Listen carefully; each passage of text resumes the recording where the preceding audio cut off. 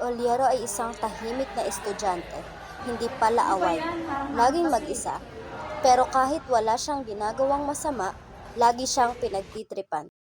Akala ni Oliero paglipat niya sa college, titigil ang pangbubuli. Pero mali siya.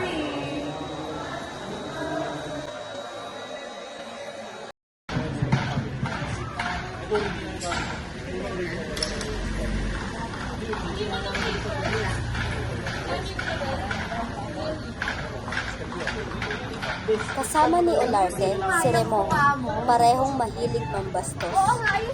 Masakit, nakakahiya, pero walang ginagawa si Oliero. Tahimik lamang siya.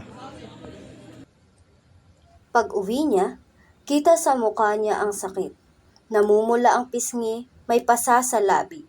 Tahimik siyang umiiyak.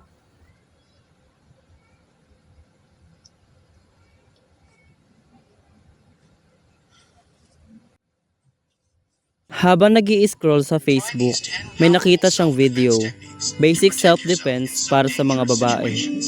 Let's get started. Self-defense technique Doon niya naisip, bakit ako magpapaapi kung pwede naman akong matutong lumaban? Someone tries to shock you with a towel like that.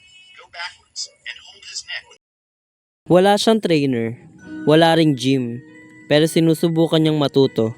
Unti-unti, natututo siyang lumaban. Ngayon lang niya nagawang magsalita ng diretsahan, pero hindi natapos doon. Matapos ang kolehiyo, nagtrabaho si Oliero sa call center. Gabi ang pasok, madaling araw ang uwi. Hanggang sa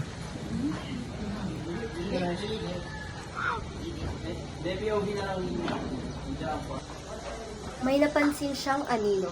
Mabilis siyang naglakad.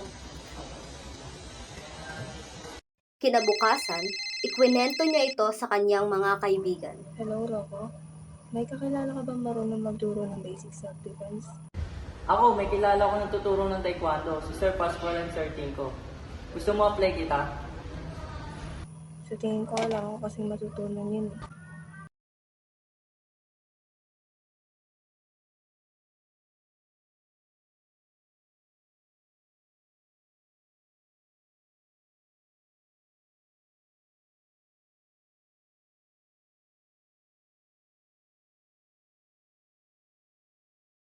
Hindi madali, pero hindi siya sumuko.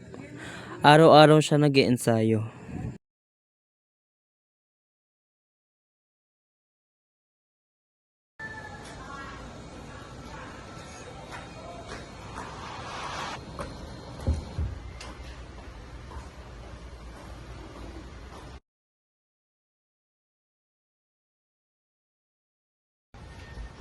Sir Tinko? Test lang yun, grabe ang galing mo! Eh, galing!